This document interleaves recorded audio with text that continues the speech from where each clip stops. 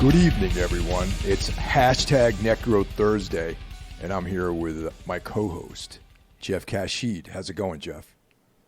It's going all right, man. All right. So I heard on the grapevine that you actually had COVID.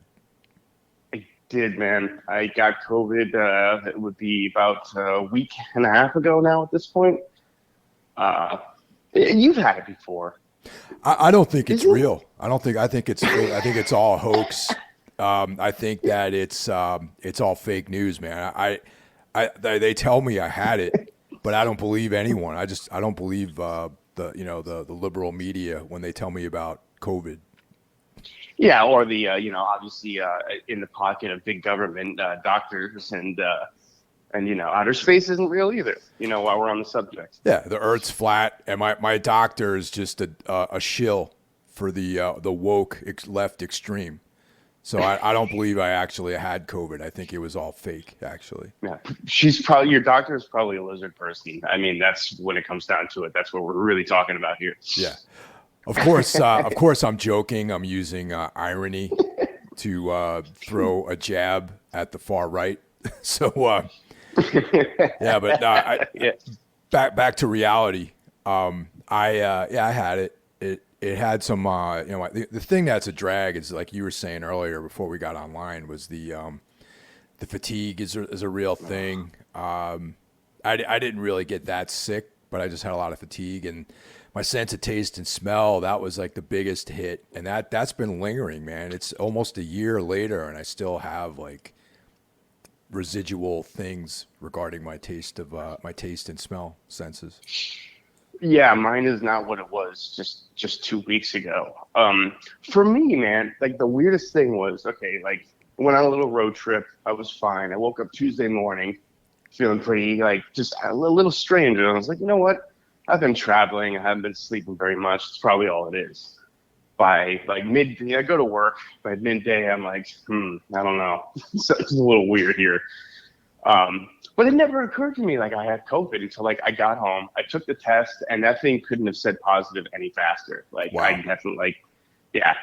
And I gotta say, there was it's a dumb thing to say, but it was so strange to me that I could get it, because it's been like almost 3 years. I worked the entire pandemic before there was a vaccine. During that time, I interacted with several people that got COVID, never got it. Took 3 trips to Texas. One of them was to move here. Went to comedy clubs, went to rock shows, did all kinds of things, never got it. And then just boom, out of nowhere, I have it. Look, I'm finally seeing that positive test. It was just bizarre to join the ranks of the millions of people who already had it. Like, I was starting to get a little bit of hubris going on. Like, I can't fucking get this thing. Like, I'm immune to it. Well, if you remember last year, I was saying the same thing, man, because I was, I'm living by myself. I don't really have any responsibilities. I had no interaction with people, and it was just, I was like, not really. I mean, I was being responsible, but I also wasn't really putting a lot of care into myself as far as getting it. And I thought, I can't get this thing. I was training. I was like not wearing a mask. I was doing all kinds of like combat sports with no mask on and everything, and sweating. And I was like, yeah. But I think a lot of it has to do with, maybe at the time for me, and it sounds like for you, we were run down, like physically run down, and that might have been just enough of a chink in our immune system to have the virus hit us. I mean, that's all. I don't know what the fuck I'm talking about either, but like, it almost makes sense, right? Because I had gone through like a really heavy thing, and then I got sick. And yeah. You'd done a lot of traveling, you were run down, and you got sick. So I don't know. Exactly. Yeah, exactly. And like, my symptoms weren't that bad. That first day, Tuesday, I worked. I was completely out of it at work. Everything felt like it weighed like 1,000 pounds more than it does. Heaviness in my chest. First night, I sweat a lot. Second day, I didn't feel great, but I didn't feel feverish. I just kind of felt very, very tired. For 4 days, I feel like I couldn't do anything but sleep. Right. And I think it was the second day where I didn't get that congested. I had like a little cough. My chest felt a little heavy, but it wasn't like, God, I can't breathe. But like, I just remember eating and I was like, I can't taste anything. Shit. Went to the shower, like opened up my liquid soap, took a deep breath, couldn't smell anything. I was like, oh, fuck me, man. And you know what sucks is this happened right before my birthday. And Yeah, I know. I remember. I was like, yeah, and so we were gonna go out, and by the time I started feeling better, and we were gonna go out for my birthday, my girlfriend came down with COVID, and now she can't really taste anything, and it's like, what's the fucking point going out and celebrating, and it's, she's not gonna be able to enjoy it. So nice birthday present, actually, and a part of me is like, you know what, I got it. Wasn't terrible. Wasn't the worst thing in the world. Wasn't a lot of fun by any means, but I got it, and I don't have to fucking even think about this for a few more months. So, I'll be immune to it and have the antibodies. yeah, and also, I mean, it's pretty clear that this disease is kind of, not as fatal, and I mean, just like every other virus, it kind of mutates to become less of a problem. You know what I mean? That's like, anyone who's read, Guns, Germs, and Steel, like will realize that eventually these new novel viruses become like pretty harmless.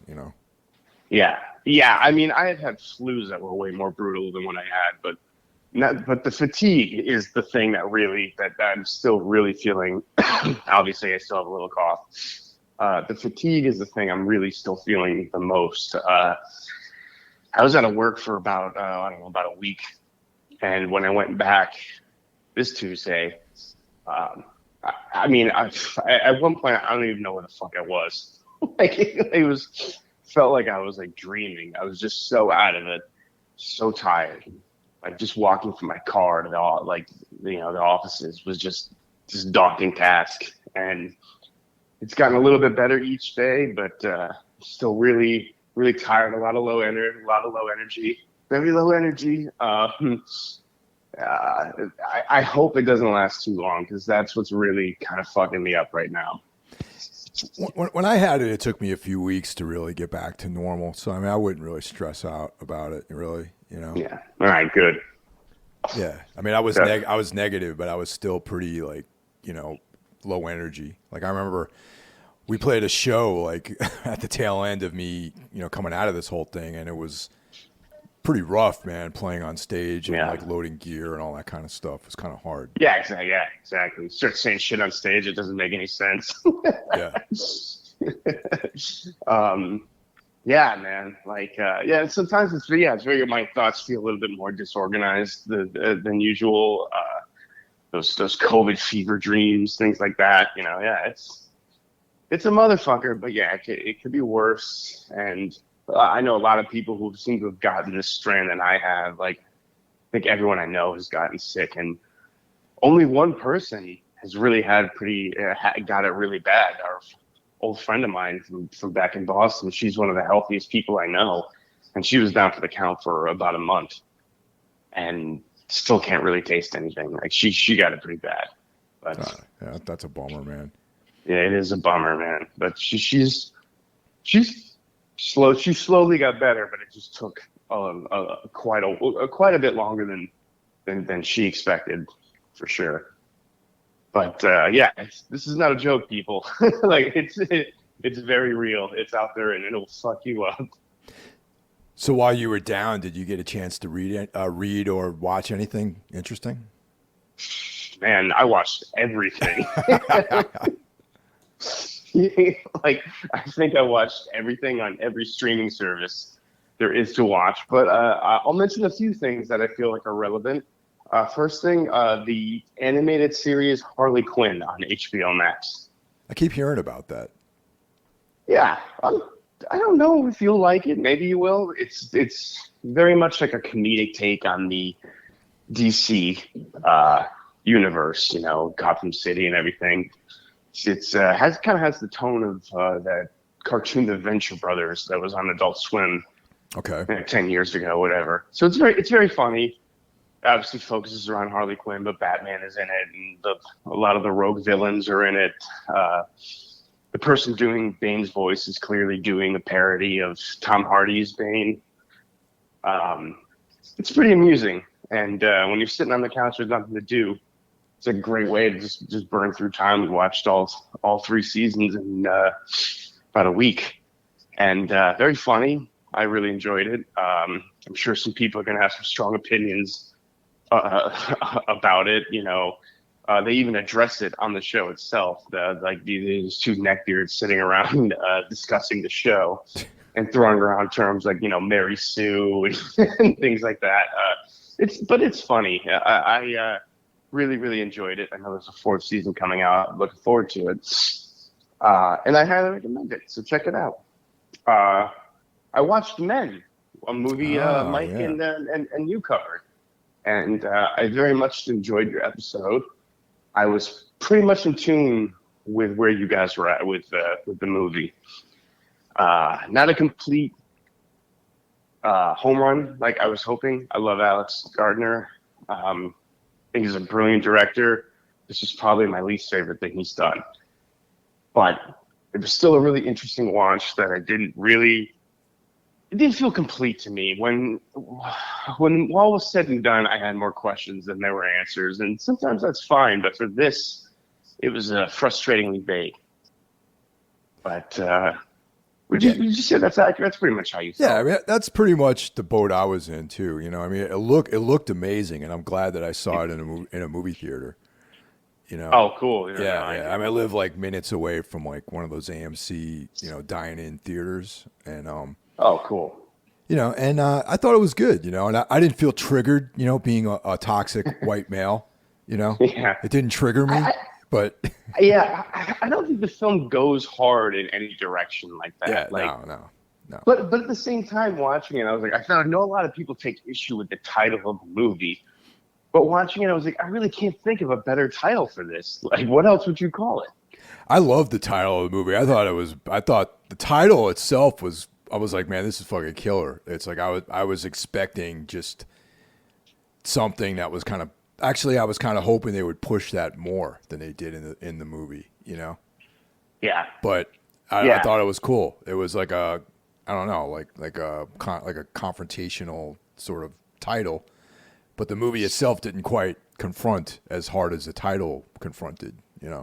Right, exactly. And in the end, my frustration with it is I didn't know if we're meant to be taking what we're seeing literally or metaphorically, because it really makes a case for both, right. I thought. Yeah, totally.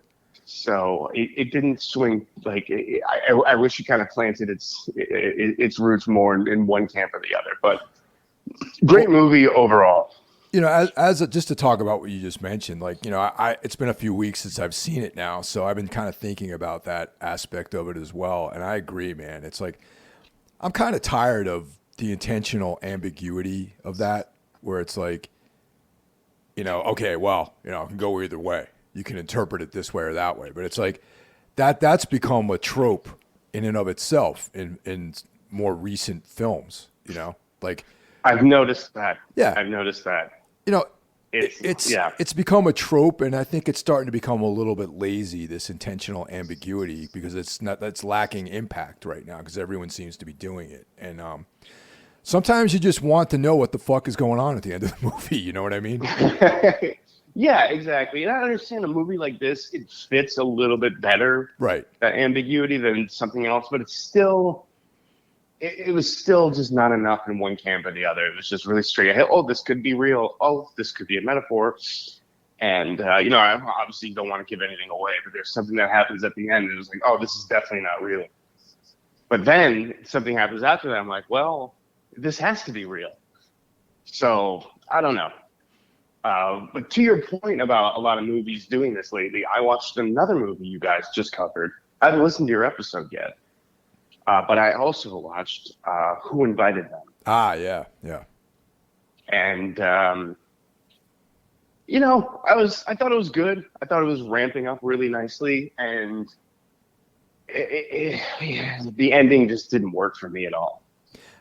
I think I liked it better than you and Mike, and primarily is because I really just love those inward films where they're just like a 4 people. All dialogue, you know what I mean? And characters. it could have been like a play at times. You know that. Oh, absolutely. I'll always rate a movie that is like that with a lot of dialogue more a little bit. Just I'll give that like an extra half a point if it's well done. And I feel like, I mean, this was the guy's first feature length film. So I was like, man, this is actually pretty strong for like a first feature for a director or writer. You know, he wrote and directed. Yeah, it's definitely it's a good movie. Funny enough, I recognize the neighborhood it was filmed in. That's Silver Lake, Los Angeles, unmistakably. I've driven up those roads many times, probably driven past that house a billion times, as far as I know. But yeah, it really, like, I totally agree with you. I love those kind of movies, small cast, small setting. We cover a lot of that stuff on this podcast. And it's moving along nicely. You kind of know where it's going, but at the same time, you don't completely know. Yeah. And I think like the first maybe hour of this movie is great, and then it just sort of falls off, and it has this ending that I don't really feel fits with what preceded it. It's kind of vague and ambiguous, and doesn't really. It just doesn't work. I get what they were going for, but it didn't work for me. Yeah, fair enough. You know, I liked, like I said, I think I liked it more than both of you guys. You know, and there's there's definitely a lot of like there's definitely issues with it, but it veers more positive for me than negative. You know. Yeah, well, it's about a 3 for me. Like, light recommend. It's definitely worth seeing. It has a very early kind of Polanski vibe to it. Or even like later, Polanski made a film called Carnage in the 2000s. That's kind of was based on a play, and it's 4 people in an apartment who just all want to kill each other basically. Yeah. Who just don't. And so it definitely had that vibe. I like the lead actor. He's mostly known for comedic stuff. He played a server on the show Party Down. A show, if you've been working the catering industry or the restaurant industry, you've seen that show. And he's great. He's great in this as sort of this typical LA douchey, like show off bro. You know what I mean? He really nailed his role. I love. There's aspects of the movie I like. I like those kind of movies too, but like this movie didn't go as weird as it could go. Like, I don't know if you've ever seen the John Belushi, Dan Aykroyd movie Neighbors. It's one of my favorite movies. Yeah, it's a classic movie, definitely. Yeah, I love that. Oh, my cats are fighting. Sorry. Yeah, I like stuff like that where it takes on almost like this surreal quality to it. That, like, these people, like, they're enemies, they're friends, they're there, they leave, they come back, like. I was kind of hoping for more of that with this, but that's not the kind of movie it was, and that's fine. I'm looking forward to hearing you and Mike's thoughts on it. I'm going to be listening to that later today. Oh, cool. Right on. There's one more thing. Oh, I watched the Goodnight Mommy remake. They remade that? Did you even know there was a remake? I didn't know that either. Wow, the first one was great. Yeah, well, let me tell you, if you like the original, you're not going to like this one at all. I didn't think so, man, because that's like such a specific film, and to have it be remade, I think, is pointless, really. Oh, absolutely, and it's not like it's some obscure film that you can't find. It's really only if like you're one of those people who don't want to read subtitles. Like, I guess that's who this was made for. Sort of like when they remade The Girl with the Dragon Tattoo. It's like, well, okay. I mean, sure. I don't see the point, but okay. Or Let the Right One In or something like that, Right. Well, actually, Let the Right One In remake is actually a good movie, surprisingly. Unnecessary, but it's good. I don't really like the remake, but, that's my personal opinion. Fair enough. Yeah. Matt Reeves, who did the Batman, he's definitely got some style and wit to his filmmaking, which I appreciated, but I agree, nothing touches the original. So this one was just, imagine like, that atmosphere of just dread and horror that those directors soak both their movies that I've seen in. Yeah. You got that in The Lodge. They just have this oppressively grim tone. That is completely missing from this. It feels like it was made for TV on the cheap, and the twists and turns are much more obvious in this. And it's just Naomi Watts plays the lead role, she's great in everything. She's a national treasure. I love her. But yeah, it just doesn't work. It's pointless. Hope she got paid well at least, because it was just unnecessary, and I don't know if anyone is going to give a shit at all. But I guess watch it out of sheer curiosity is the only way I would say you would need to bother seeing this. Right on. What about you, man? I'm probably going to avoid that one, then, honestly. But I think you should. Yeah. Because I'll guarantee you won't like it. Guarantee it. So I checked. I'm on this kick with Shudder because I feel like a lot of their exclusives have been a lot better this year than they were last year. Sure. You know, like we're talking yet again. We're talking about another Shudder exclusive on this episode. Yes, we are. So I checked out there was that show, Scariest Horror Movie Moments of All Time. So Oh, yeah. I watched a little bit of that too. I really like those types of shows, and a little tie-in with tonight's episode is that Rebekah McKendry is featured prominently on that show, giving opinions about horror films, and she's the writer-director of this evening's feature that we're talking about. So it was fun. Those things are always fun. You know, I always like those types of shows, and they run down. Me too, man. Yeah, they run down cool stuff, and I forgot that this movie even existed. So you go check it out, and it just gives you a good overview of cool stuff, you know. Yeah, and I only watched like the first episode, which is episode 101 to I don't know, 90 or 80 or something like that. It's not always, they don't really go for the obvious. They really assume if you're watching this, you have Shudder and you're a horror fan. So they did, having movies from the 40s and things like that. It's not going Friday the 13th, Jason's hockey match. Like, yeah, that's great. We've all seen that. Yeah. So yeah, I appreciate it. I actually some people I've met and get to see on as talking heads on the show. That's always amusing to me. Yeah, it's good, man. I'm looking forward to watching the rest of it. Shudder.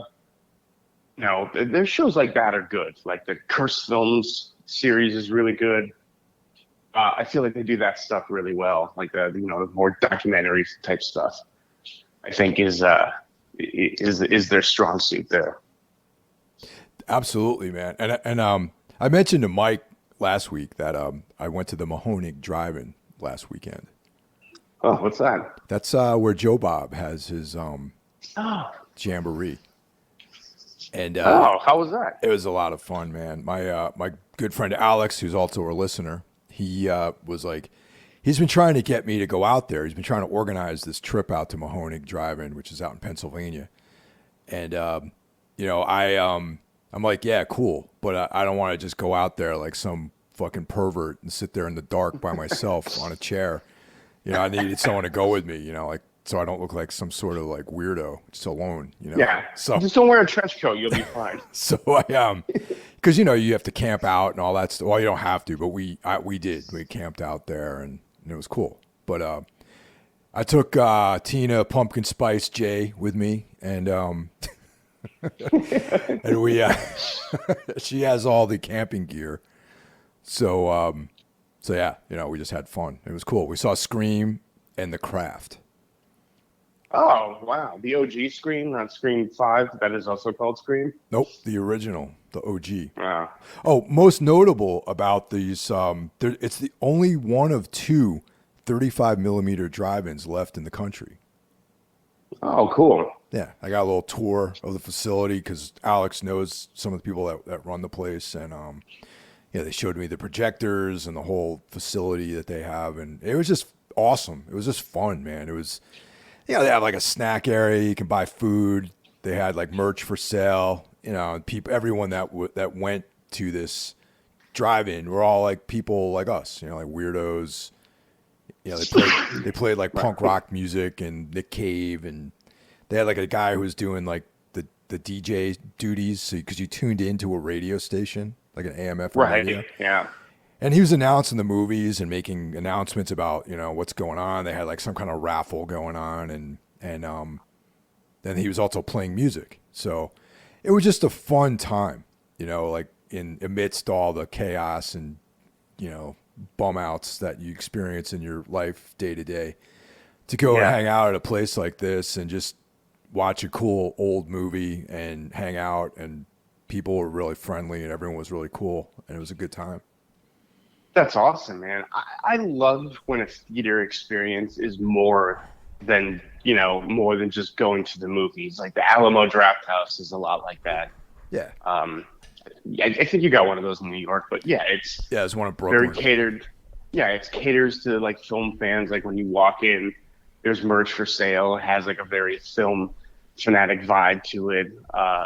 Everything you're seeing before the movie you're seeing starts is catered to that movie. So when Yeah. I saw the Batman at the Alamo, it was all Batman related stuff. They showed a trailer for Seven, which obviously when you see the Batman, you see the tie-in there. Mm-hmm. Yep. I just really appreciate that. It's so much better than going to an AMC where fucking, someone's brought their stupid kids who won't Oh shut yeah, up. totally, man. And they're showing like, commercial after commercial, 16 trailers. I like the more unique theater experience. And for me, it's worth it to pay a little bit more to have a better experience. Yeah, man. I mean, the AMC where I'm at is like minutes away, and the one cool thing about this particular AMC is they have like cool films there. I feel fortunate that I saw Men there. You know, I'm going to see I'm going to see Barbarian there tonight. You know, and looking forward to that one. yeah. So I'm gonna check that out. I'll be flying solo on that one this evening, but yeah, that's what. I was gonna say, do you remember the theater in the Prudential Center and back in the Boston days? It was kind of like one of those like mainstream theaters, but they always played good stuff. Yeah. Like I saw like Mulholland Drive there. It wasn't playing anywhere else. But it was right in the middle of a mall. I mean, you'd never expect like to be watching Mulholland Drive in the middle of a mall. You know, Boston used to be cool like that. Like Boston used to be like a really cool fucking city for a minute, you know, and then it just became a, whatever it is now. I mean, I'm so out of touch with what's going on up there these days. Yeah, I went there back in, I think it was like 2014 or something like that to visit some friends and went to go see the Swans play. And yeah, it just felt like a completely different city. I was like, man, no one stays past 25 here because everyone here is a fucking kid. It was just weird. Yeah, totally. It was very, very weird. The show was great though. Oh yeah, totally. Swans do not. Yeah, I mean it's the Swans. Yeah. That was one of the main differences between New York and Boston, I thought. I mean, you know how like Boston is always like trying to compete with New York City, and yeah, like in New York, you could be and failing basically. I mean, in New York, you can be an adult and still do shit that's cool, you know. Right. And in Boston, you gotta like, you go to pasture. You know what I mean? Like once you get above like 25, 30, it's over for you. You know. Yeah, it's like you're done. You can't do anything fun or anything in that city. Yeah, like you move to the suburbs or you move to LA or something like that. But yeah, it feels like no one stays in the city past a certain age. Very, very weird. Yeah. I mean, as much as like I'm critical of New York sometimes, that really is my favorite city in the whole world, honestly. Oh, absolutely. I lived there for 2 years, and that was two of the best years of my life. I loved living in New York City. Loved it. Yeah, totally. You know, I'm close by. You know, like a half an hour, 40 minutes away. It's like, I still represent New York. You know. Yeah. Well, the older you get, the less that matters too. Like a half hour, you're like, oh, that's nothing. You know, like you don't need to be in the shit like you were when you were a kid. We're like, yeah, I live above this club, or I live next to this store, or this, or that doesn't matter. The older you get, you're like, yeah, it's worth going into the city for. Yeah. Oh, I saw one more thing of note. An oldie but goodie. I saw Deliverance the other night. Oh, okay, all right, right on, man. Nice one. Yeah, I was listening to another really great horror podcast called Evolution of Horror. It's like a British podcast, And great show. I recommend it. Like they don't, they're not part of the Legion of Apocalypse podcast brethren. They don't know we exist or anything like that, but they're a good. Yes. They're definitely cool, and they're probably like one of the better podcasts that deal with horror out there, and they go deep into various themes. Like they'll have a season about cosmic horror. There'll be a season about vampires. There's a season about folk horror. Okay. Oh yeah. You said that to me. That's right. Yeah. So this was a reach, but they talked about Deliverance and Straw Dogs under the folk horror season. Right now, that's a reach, but you can kind of see it too, right? Yeah, absolutely. Yeah, because like with my reckoning, and this kind of shocked me because these guys are Brits, and in my opinion, folk horror kind of started in England. Like that's like a English genre, it's like how like hip hop started in New York City. You know what I mean? Right. Absolutely. So, but it was interesting their claim because both of those films, there's no occult angle to it, but it deals with like hillbillies basically, or redneck violence. Yeah. And there is definitely a thread that connects provincial people with their belief system to folk horror. And both of those films, I feel like, have a little bit of that involved in it. You know what I mean? Absolutely, yeah. Like I agree with you. It's a little bit of a stretch, but I see it. I see where they're going with that. Yeah. So surprisingly, I haven't seen that movie. It has to be decades. I think I saw that movie like when I was like a kid, and I got so uncomfortable watching it that I never returned to it. Yeah, it's not a comfortable movie. Nah, I hear about that shit, and it's like, Ned Beatty. What happens to him? I don't want to think about things like that.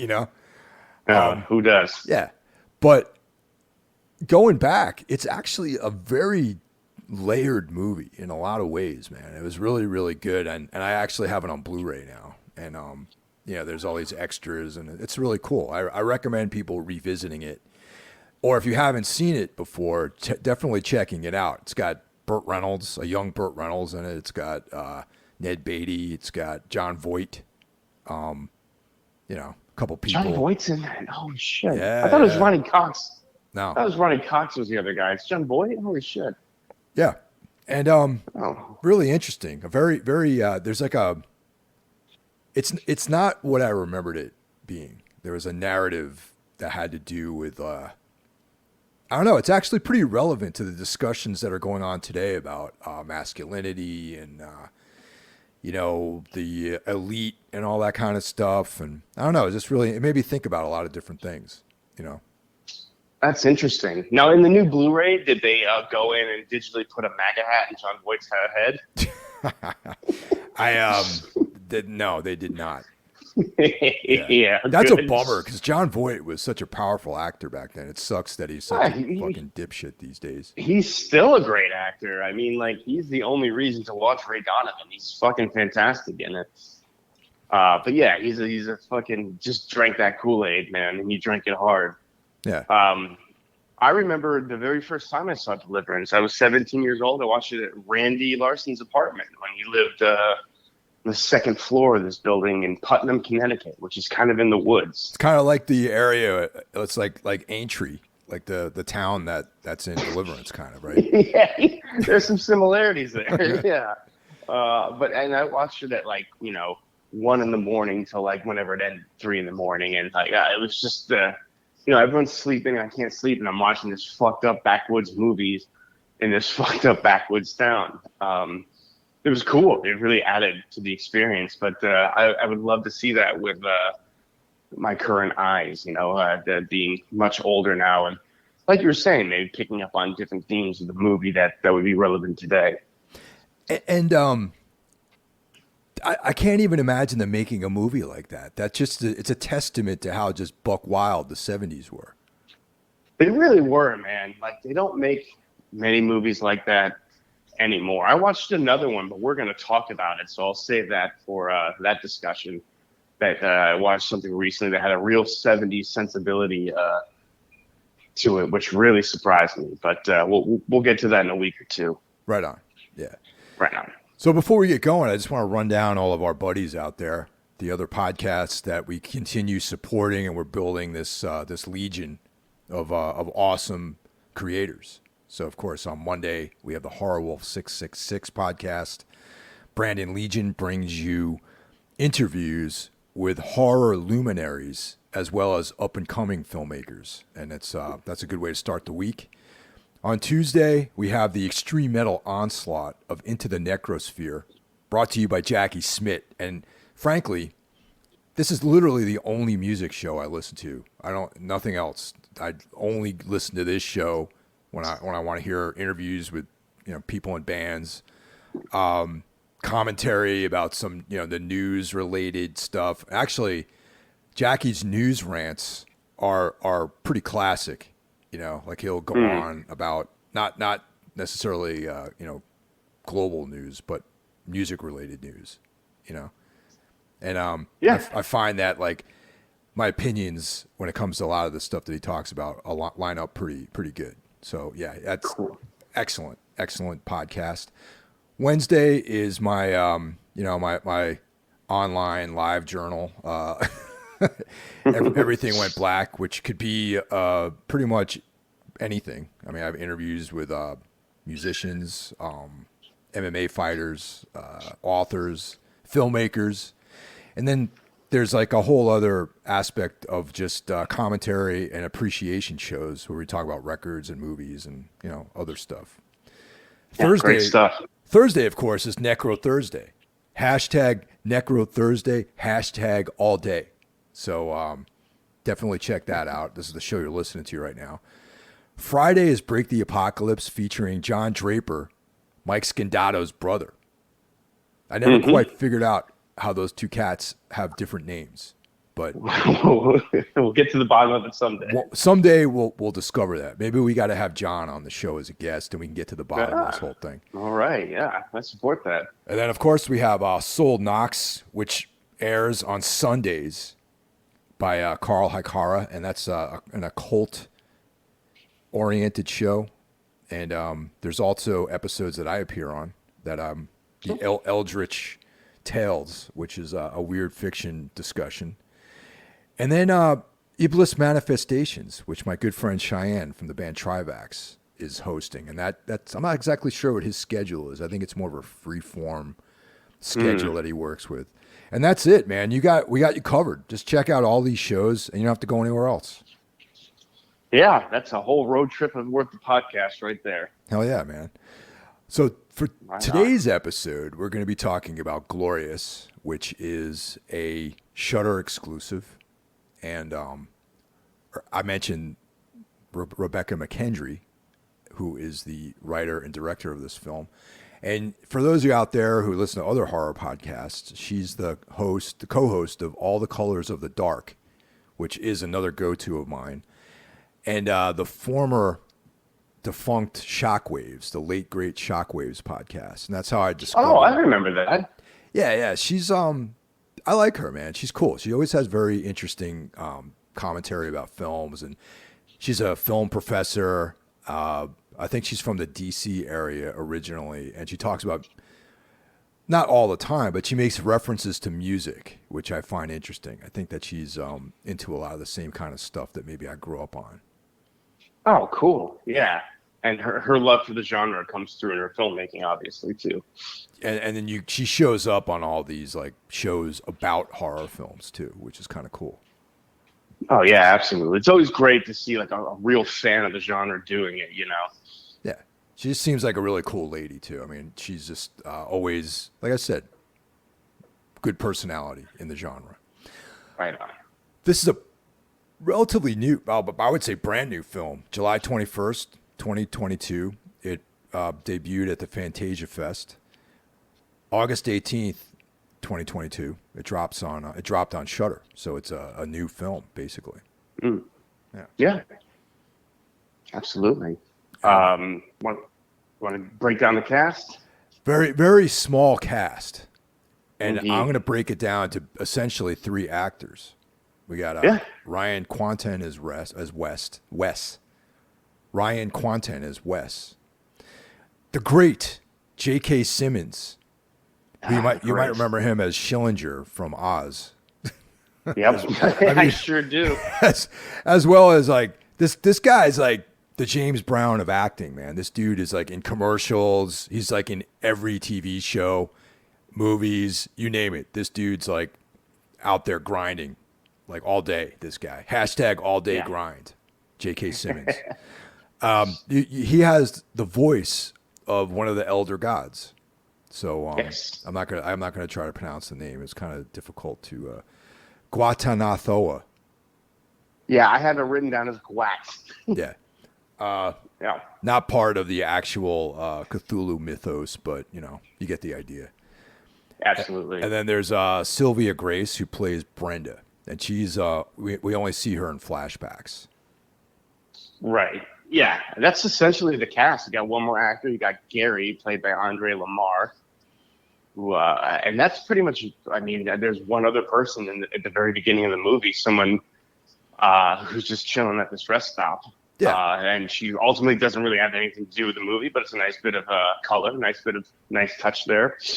I always get very suspicious of people that are just sitting at rest stops. Well, see, Mike, that's what I wanted to ask you before we actually started the movie. Now, you and I spent a lot of time of our lives on the road. You more so than me. You kept at it longer, still going. So you've probably been to a lot of rest stops. Oh yeah, absolutely. I know I am. Now, have you ever actually seen a glory hole? Because I have not. Dude, I have the ultimate story about glory holes. Oh, this is unexpected. Okay. Yeah, man. It was in I forgot the name of the highway, but the one that connects like the San Francisco Bay Area with like Reno, Nevada, where you drive through the mountains and there's the Donner Pass, basically. Yeah. All right, so there's a rest stop on that road in the mountains. It's the Donner Pass rest area. And it's like one of those like remote ones where it's just like, there's no services there. It's just a place to take a piss, basically, Yeah. Or Yeah. Or other things, which I was about to discover. Okay. So this is back in the Anodyne days, and we were driving to Reno, and I think it was on a night off because it was like 6:00 in the evening when we rolled through there.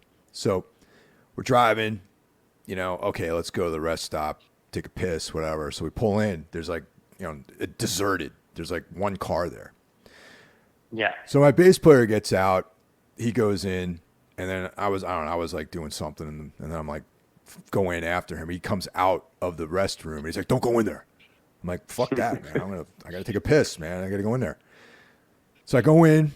It's like really dim. You know what I mean? Like it had that fluorescent light, but like one panel was out or flickering.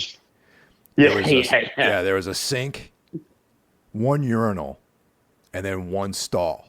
Okay, that's it. Not a lot of traffic through this part of California. Okay, I guess not. So I go up to the urinal, and there's like this paragraph written in Sharpie on the wall, right? And it says, "If you want really good head, I will be here on this particular date between these hours." All right, and I'm like, okay, well, September. It's like, he's going to be here between 6 and 8, and right now it's 6:45. I'm like, wait, hold on a second. The date, the time. And then it says, if you're interested, turn left and show hard. Okay, that's, I'll never forget. Treasure map. So I look over, and there's a fucking glory hole, man. And not only is there a glory hole, but I see an eye looking back at me. Right? Oh my God. Yeah. So I was like, oh man, this is like fucking intense. So I just like, I bailed. I left. I pissed outside, like behind, like that's weird. It's weird, right? It's like, it's sad. I can imagine it being jarring. Yeah. It's sad that like, living in that part of the country, you got, or whatever. Maybe the guy, maybe he likes that. That's cool. Like whatever your thing is, awesome. But it's not going to judge. Yeah, it's not going to judge anybody, And it's sad. It's sad if the guy can't meet people in that part of the country and he has to do that. Like that is sad. But his life decisions and his preference for sexual partners is not sad. So, right. But so this actually does tie into this story because this movie is essentially about a cosmic glory hole. Yeah, I didn't want to just discuss glory holes with you randomly. Yeah, for anyone listening. Yeah. Well, I wanted to ask because you know what? Like, I was just talking to my friend, shout out to my buddy Holly. I was like, I think glory holes are a myth, and she's like, oh no, they're definitely not. Like, I know of one, that existed at this club or whatever.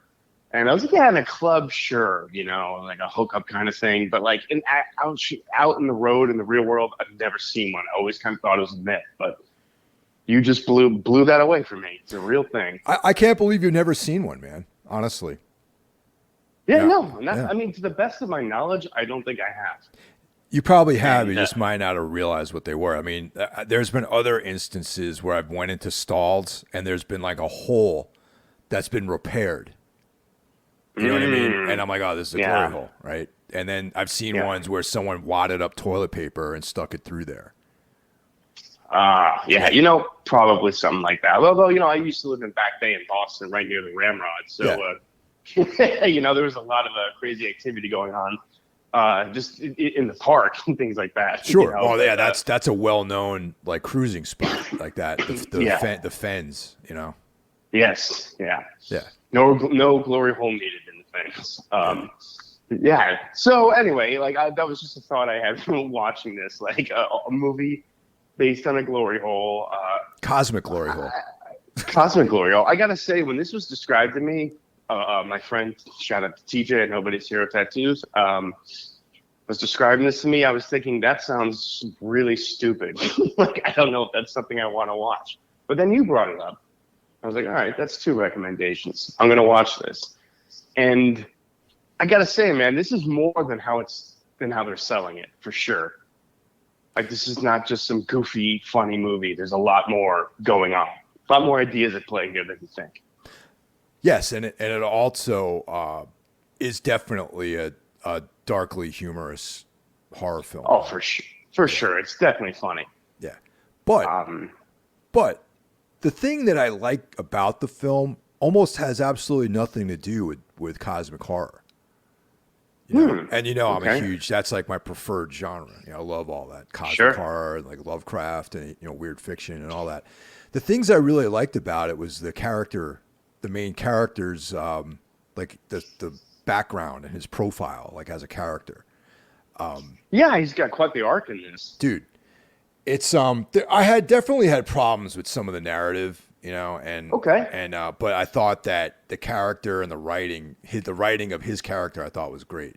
And so the story opens up with this guy Wes driving and he's hella upset to say the least. Right? Yes. Yeah, he's gone through what I'm actually, you know what? Is it unclear that it was a breakup or a death, or did he murder his girlfriend?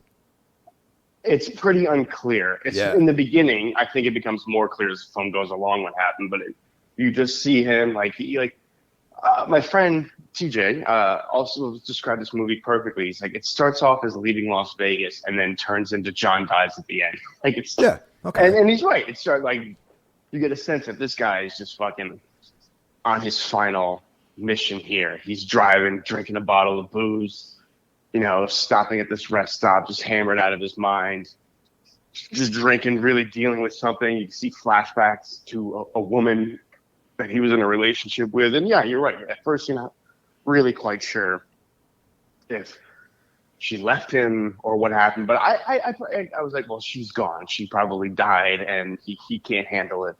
And he finds himself in this, situation now. Later in the film, though, they hint at some there's like glimpses of something potentially really dark that happened, though, too. Yeah, and that's another thing. This movie is really good at misdirection. Yeah.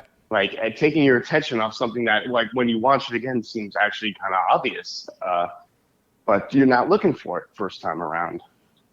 Even just the whole concept of this movie is a little bit of misdirection.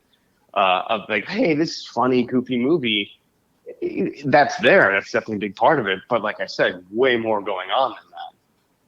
Like it sneaks in these cosmic ideas under the guise of, oh, this is just a movie about a horror movie about a glory hole, and the glory hole really doesn't even play that hard into the movie.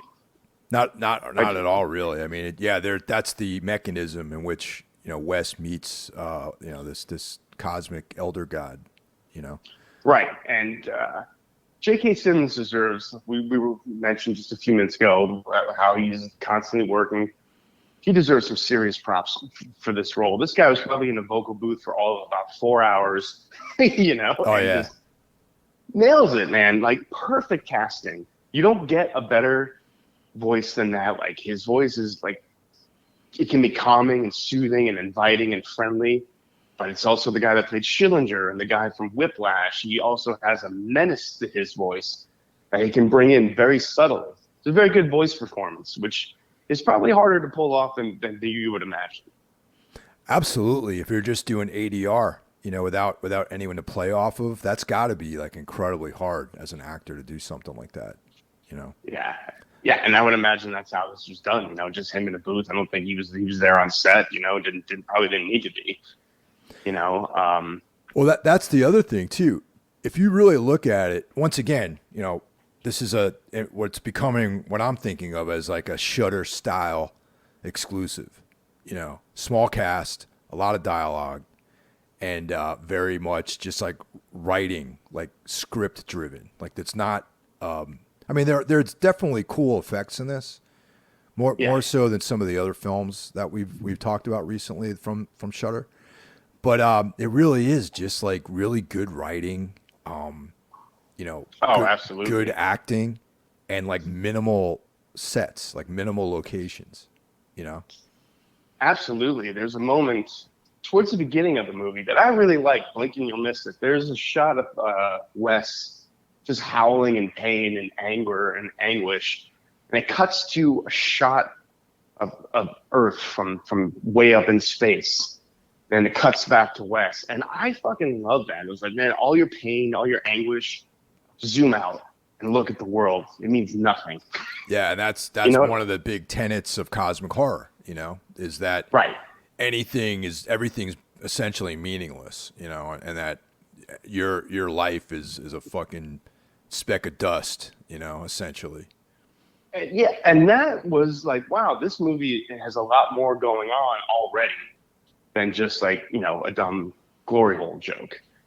And, once he gets into the bathroom, this pretty much, it could be a play. Like, it's just pretty one setting. This could work on a stage.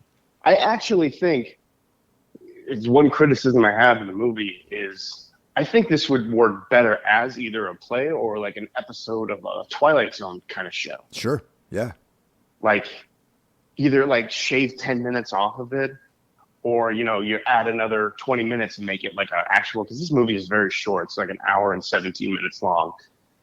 And I was like, if you just shave this down to an hour, like and make it an episode of the show, it would be perfect. It'd be the best episode of that show or that anthology, But as it stands, there's a little bit of padding in there that I didn't find as interesting, I think, as some of the other ideas in the movie.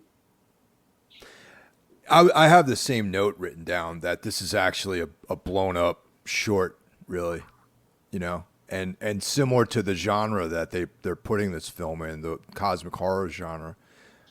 The best of that genre of stories are short stories, Absolutely. And this feels like a short story. Like if I was to, this might be in a collection, like Cthulhu Mythos 2022 or something, and this might be in a volume of short stories with like, maybe 15 or 20 other short stories. And it would be great if it was just like 10 pages long or something like that, Yeah, totally. But, they have to blow it up to movie length. And I think that's where most of my criticisms lie in the movie. Because I think Wes and J.K. Simmons just talking, and maybe Wes slowly, like it's slowly dawning on him what's happening, is a lot more interesting than say, because there's, you get this character Gary, who kind of, puts a break in the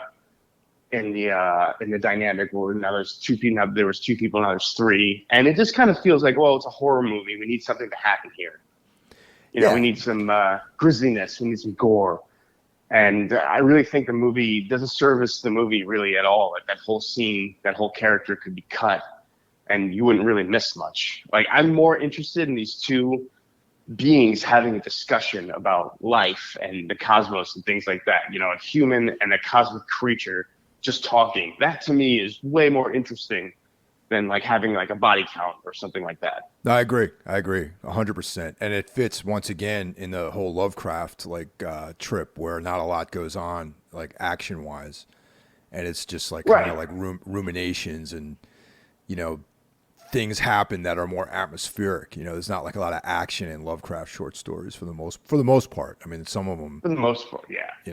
At the Mountains of Madness, there's like all sorts of action on that one, but Oh yeah, of course. But in this, like you kind of, it starts off, you're thinking like, is any of this even real? You know what I mean? And that's even more interesting too, because once another character shows up and someone dies and there's blood and guts, it's real.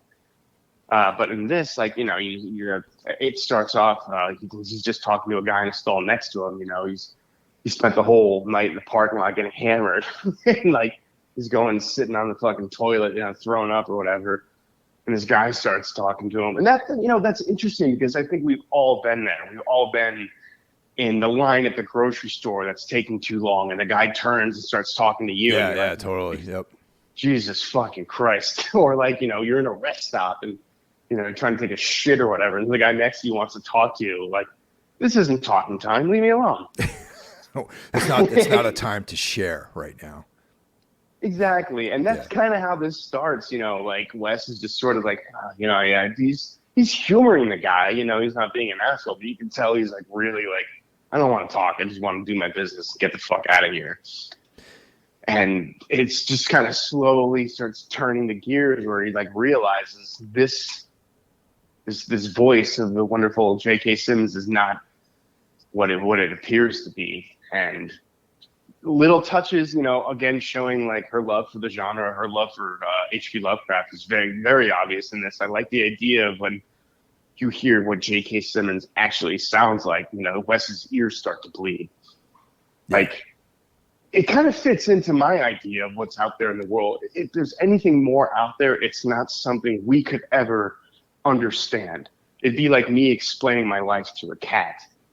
It's not going to get it, and I thought that like there's a lot of that going on here. And like just like you hearing these sounds you've never heard before make your fucking ears bleed. I thought that was a really great touch. Oh, totally. Yeah.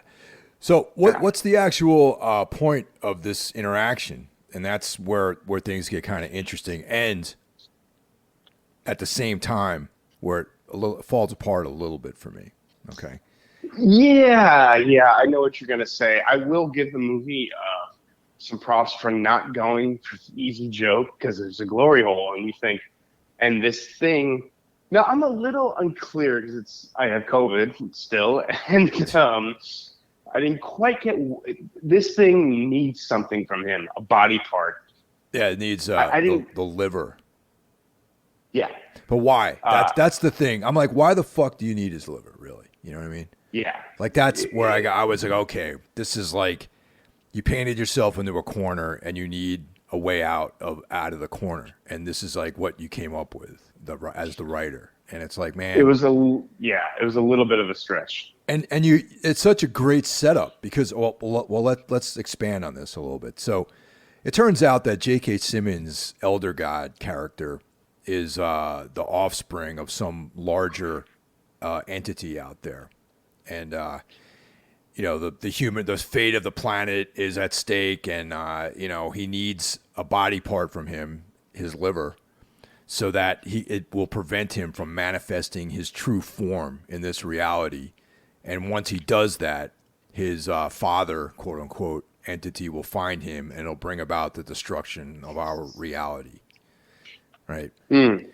I don't know. I think he could. I think old Becca could have done a little bit better with that mythology right there. You know what I mean? Yeah, I think so too. Like I said, I give it props for not going for the obvious dick joke, which is where I thought it was going. Yeah. Because it seems so obvious. Right.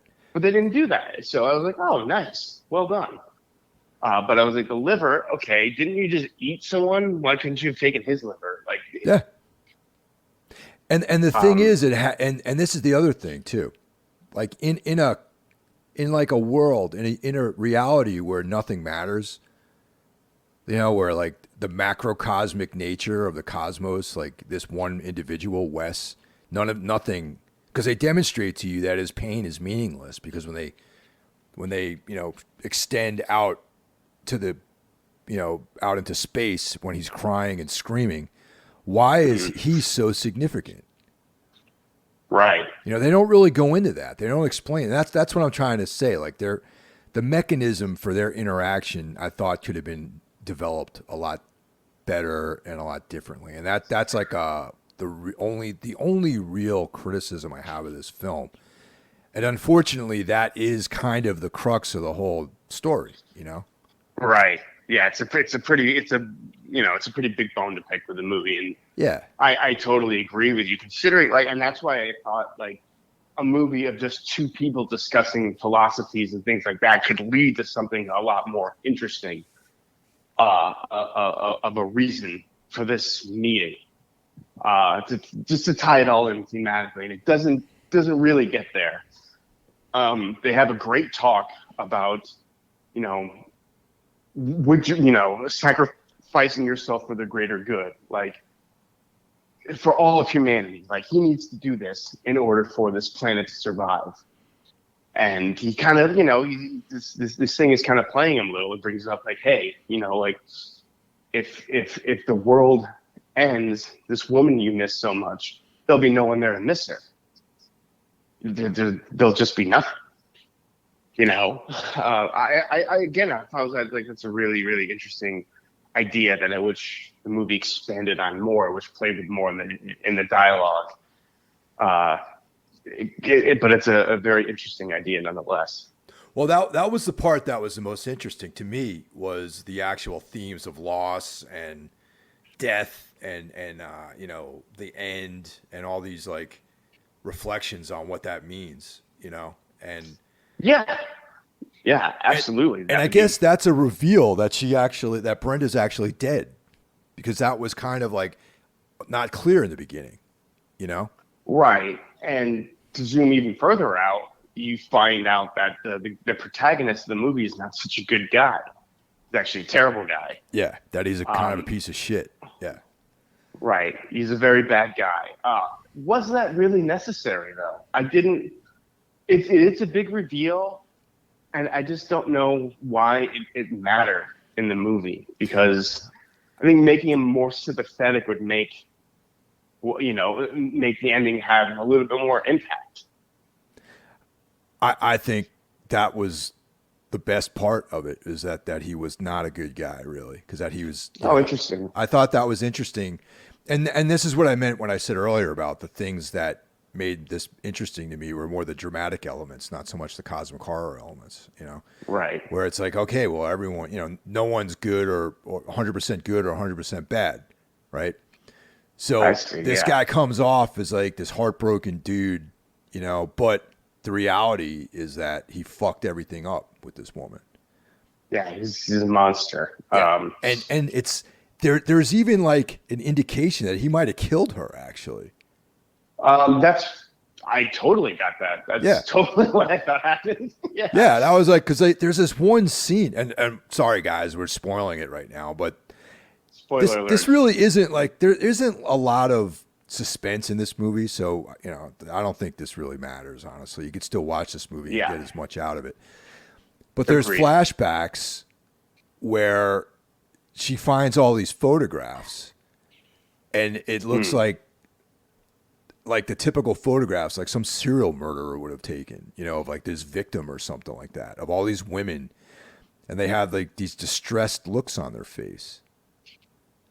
Yeah. Did you pick up on that?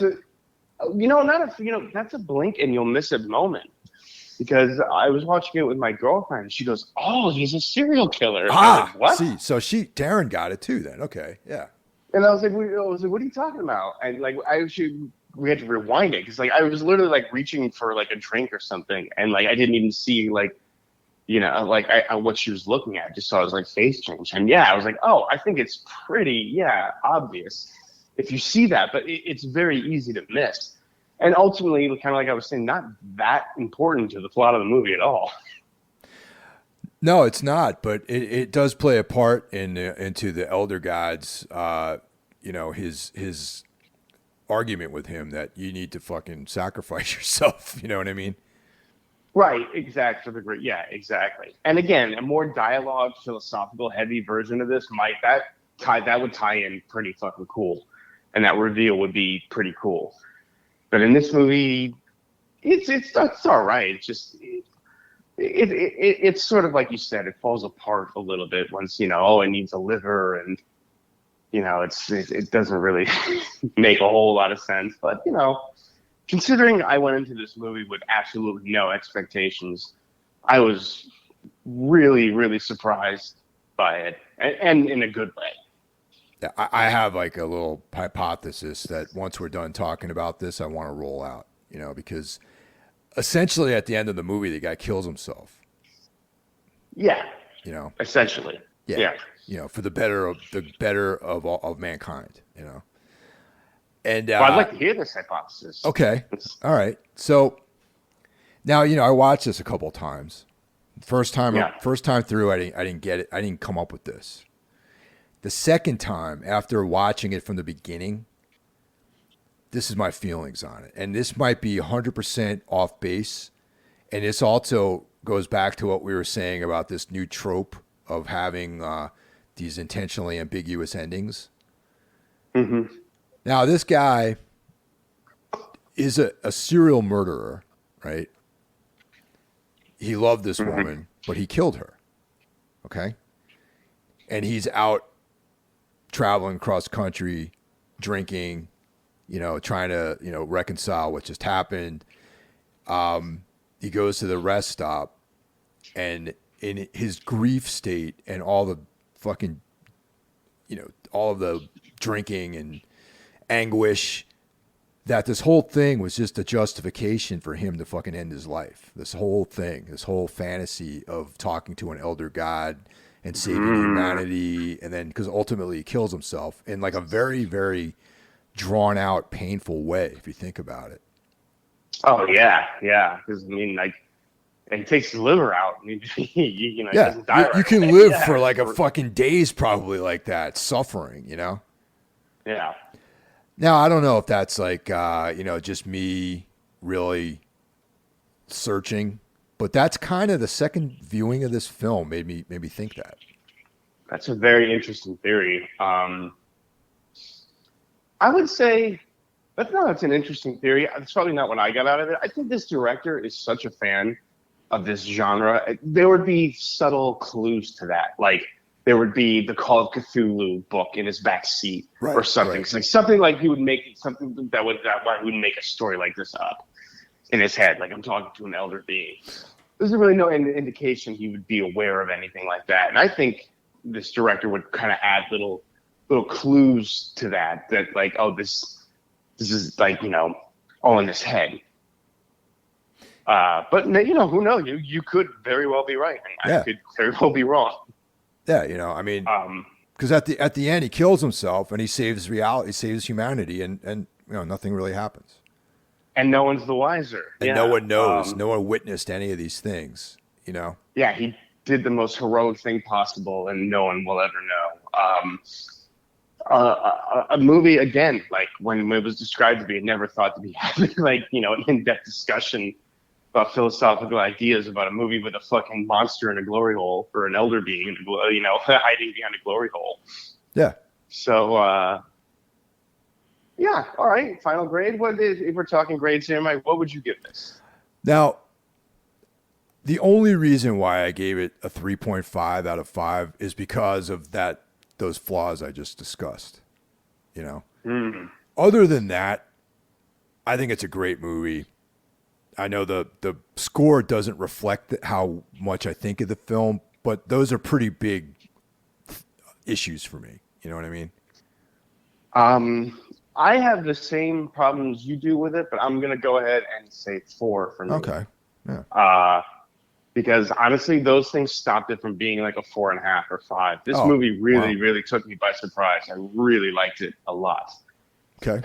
And I thought this would be, some dumb thing I have on in the background or something like that. And this held my attention and surprised the hell out of me. I think this is way smarter than it's being sold as. The poster's kind of funny. The whole way it's pitched to people is kind of funny. And the movie is funny. But there's a lot more going on, and I'm really, really looking forward to seeing what's her name? Rebekah McKendry. Yeah. I'm really looking forward to what she does next. So, Richard Stanley, his career kind of fell apart, and his new Lovecraft movie probably won't be getting off the ground. If you're looking for a replacement, look no further, man. Like, sure, she's the person for the job. Hands down, I have no doubts that she would crush a Lovecraft adaptation. Yeah, or even just more weird fiction that's inspired by Lovecraft. Yeah, totally. I would guess that she's probably a fan of the Ligotti, Poe, Campbell, all that stuff. She's obviously well versed in that, and I certainly wouldn't mind just an original story like this from her. Definitely one to watch, man. And just another, example of we are living in a new golden age of horror movies. And I'm tired of people saying, like, movies suck now. Horror movies are bad. They were only good in the 80s. This is something to point to where you're like, I disagree. Things are possibly better than they've ever been. More totally. Voices, better ideas, better effects. This was one of those ones that just renew your faith. Like, man, horror is in great hands. And there's people who love it, and they're doing it. I would venture to say that most of the films in the 80s that came out in the United States that were in the horror genre weren't really that good, really. A lot of them are fucking garbage. If you really think about the Friday the 13th series, that wasn't made for the love of the genre. This is just people like, oh, this one made some money. Let's make another one. Let's make another one. Who cares if it's any good? Yeah, and the only ones that really matter came out in the 70s, like Halloween 2, Black Christmas, The Exorcist. In the 80s, I think we had Hellraiser and The Fog, maybe. Yeah, Creepshow. There's some good stuff. Yeah, there was a George Romero. Did Dawn of the Dead come out in the 70s or the 80s? Dawn of the Dead was 78. Day of the Dead was like 82 or 83 or something. All right, Day of the Dead was good, though. By the way, I could be wrong with those dates, but Dawn of the Dead definitely came out in the 70s. Yeah, okay. Yes, but Day of the Dead was solid, I thought. That's probably one of my favorite of his films, actually. Oh, yeah. You cannot go wrong with the...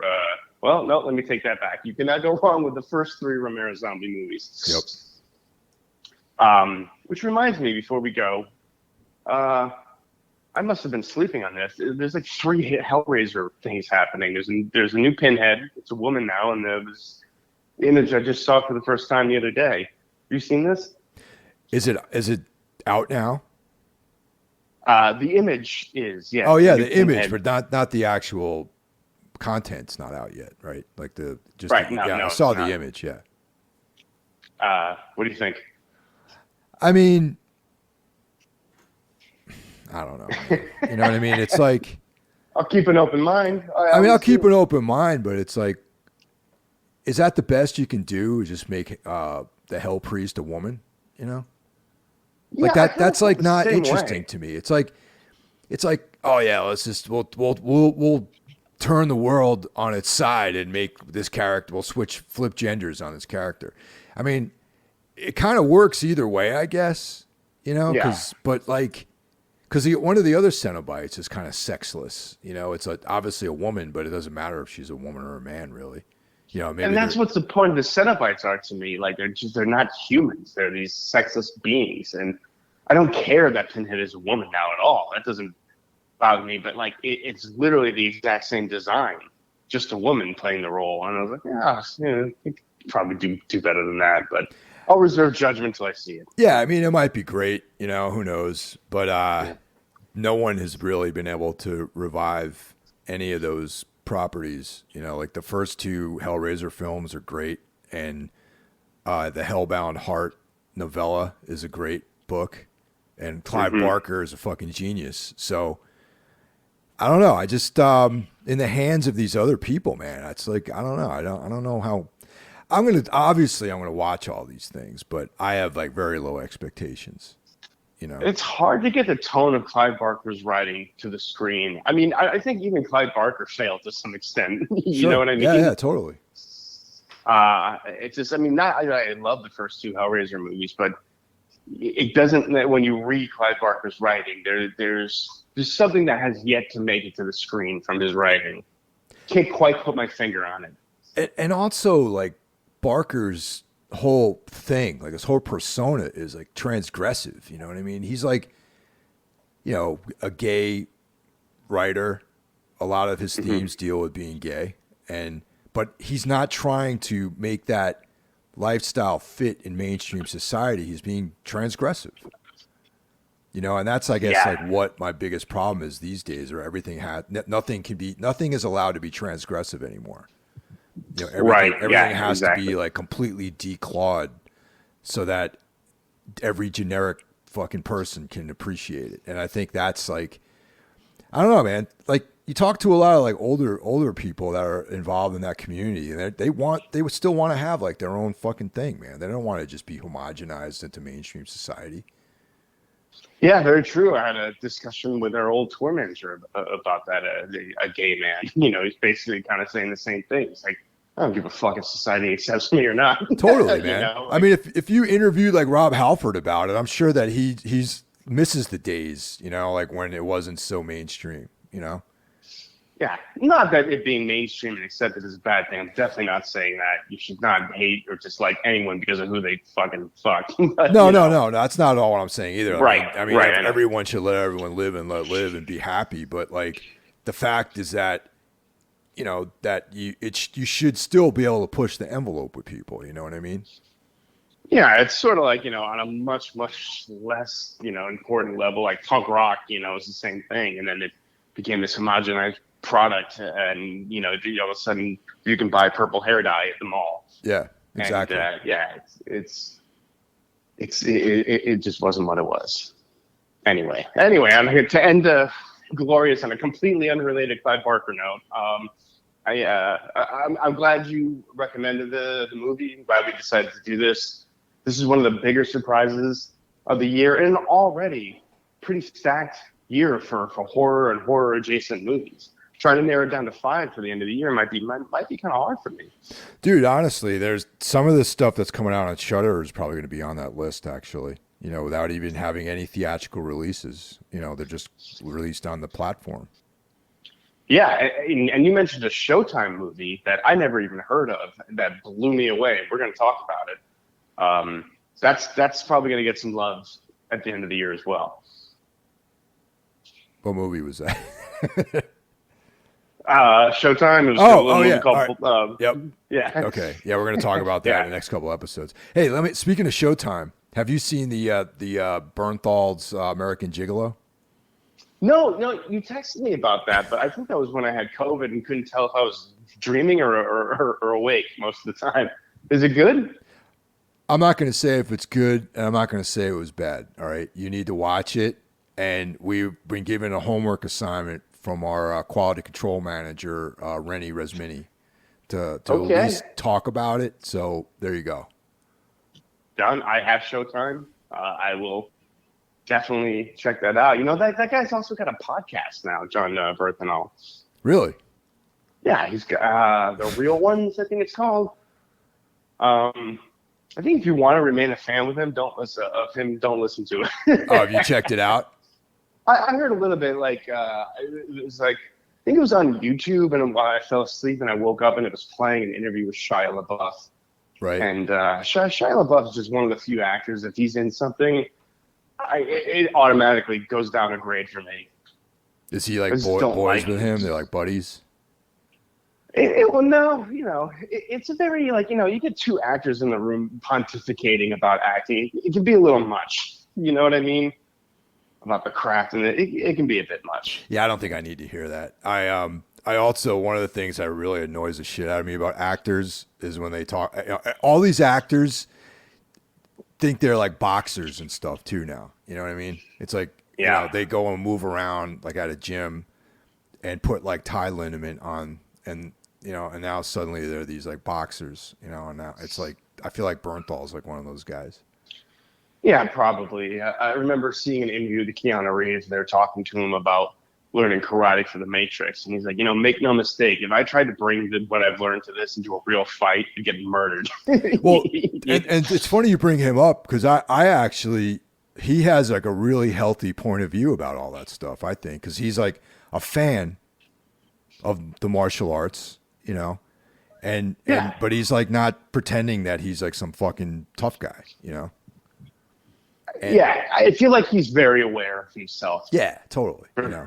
More than most actors. Exactly. Like Mark Wahlberg or someone like that. Like they go and, train for a role, and they think that they can go in there and do rounds with some, pro boxer or something like that. It's completely unrealistic, Right. There's very few actors that can walk the walk. I just watched the new Top Gun movie, and I was telling a friend, I was like, once all is said and done, there'll never, ever be another one like Tom Cruise.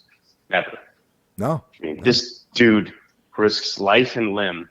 He's a fine actor, but like at this point, he's way more known for like the crazy stunt antics that he does. Actually, there'll never be another one like him. I'm quite a fan of Tom Cruise. Yeah, he's great. He's a great actor. And I brought this up, I think. We texted about Eyes Wide Shut. Yeah. Yes. Yeah. I kind of would like to talk about that. I'm going to recommend there's the novella that it was based on called Dream Story by Arthur Schnitzler. Arthur Schnitzler. Yeah. I actually want to, you should read it. It's short. It's like, I don't know, like 150 pages maybe. And cool. It's like, it's a pretty fucking, I have a lot of thoughts about the movie and the book. And it can be shoehorned into a horror movie storyline. Interesting. Yeah. I'll definitely check. Text that to me when we're done so I remember, because right now my memory is shit. Yeah, totally. Yeah, all right, man. You have it, everyone. We'll talk to you guys next week. Take care, Jeff. Take care, Mike.